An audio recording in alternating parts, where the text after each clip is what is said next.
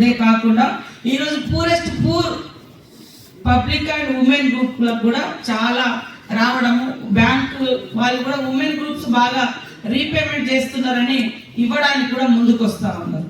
So అందుకనే మేము ఇందిర మహిళా శక్తి అని కూడా పెట్టినాం. ఎందుకంటే మహిళా గ్రూప్కు ఈ బ్యాంక్స్తో బాగా కనెక్టివిటీ ఉంది.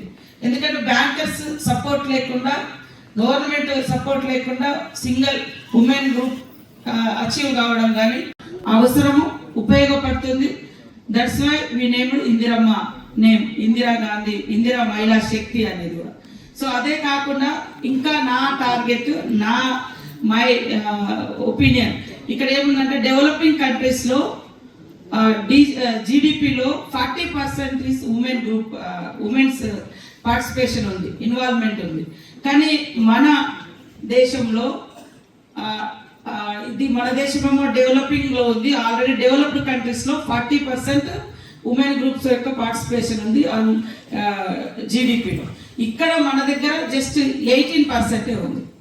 ఓన్లీ 180% అంటే 18% ఉంది.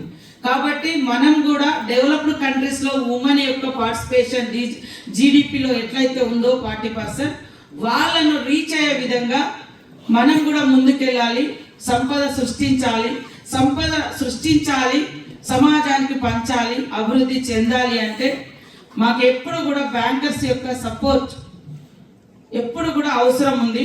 మనము బ్యాంకర్స్ అంటే ఈరోజు ఒక మానవతా దృక్పథం కూడా ఉండాలి, హ్యుమానిటీ కూడా ఉండాలి. వాళ్ళు పేదవాళ్ళు కాబట్టి వీళ్ళు చేయలేరు, ఇవ్వలేరు, వీళ్ళకి ఎక్కడిది అని అనుకుంటారు. కానీ కొన్ని బ్యాంక్స్, కొంతమంది పర్సన్స్ చూస్తే వాళ్ళు చాలా ఇట్లా ఇచ్చి పేపర్ మీద ఏదేదో పెట్టగానే ఎన్ని కోట్లైనా మీరు ఇచ్చేస్తారు. వాళ్ళు ఎగ్గొట్టిపోతున్నారు. చాలా పెద్ద పెద్ద వాళ్ళు ఎగ్గొట్టి వెళ్ళిపోయారు, విదేశాలకు కూడా వెళ్ళిపోయారు. ఎవరిని ఎగ్గొట్టిన బ్యాంకర్స్. కానీ ఈరోజు మా మహిళా గ్రూప్ అలా లేదు. సిన్సియర్గా ఏం తీసుకున్నాం అది ఇస్తూ, ఇంకేదైనా డబ్బులు మిగిలితే వాళ్ళు ఇంకో దాని మీద ఇన్వెస్ట్ చేసుకుంటా ఉన్నారు. కాబట్టి ఈరోజు మనం పెట్టుకున్నటువంటి టార్గెట్ చాలా, హస్బెండ్ ఇస్తే ఉమెన్ మెయింటైన్ చేసేది. బట్ ఇప్పుడు సిచ్యువేషన్ మారిపోయి not only self employment, creating other employment. అదేవిధంగా భర్తకు కూడా, హస్బెండ్ కూడా వెహికల్ కొనిచ్చిందాము. That is great achievement. అదేవిధంగా అగ్రికల్చర్లో కూడా ఇన్వెస్ట్ చేస్తూ ఉంటే భర్తకు ఎక్కడైనా ప్రైవేట్ పర్సన్ దగ్గరికి వెళ్తే ఎక్కువ ఇంట్రెస్ట్ ఉంటుంది. కానీ ఇక్కడైతే ఒక ఏముంది, సెక్యూరిటీ వచ్చింది ఉమెన్ గ్రూప్ తోటి. ఎస్, మాకేదైనా అవసరం ఉంటే మాకు మహిళా సంఘం ఉంది, అక్కడి నుంచి తీసుకురాగలుగుతాం. సేమ్ టైంలో వాళ్ళు ఇన్వెస్ట్ చేసి తర్వాత వాళ్ళు కొంత బెనిఫిట్ వచ్చిన తర్వాత ఫస్ట్ వాళ్ళు ప్రయారిటీ దేనికి ఇస్తారు, బ్యాంకర్స్కి రీపేమెంట్ చేస్తున్నారు. ఏదైతే ఉందో అది తిరిగి చెల్లిస్తూ ఉన్నారు. దాంతోపాటు తర్వాత ఇంకా కొంచెం బ్రాంచెస్ ఏర్పాటు చేసుకోవడం, ఇందాక చేయకుండా మా మహిళా సోదరి అని చెప్పినట్టుగా చిన్న కిరాణం షాప్ నుండి ఈరోజు 10 lakhs నాకు కావాలని.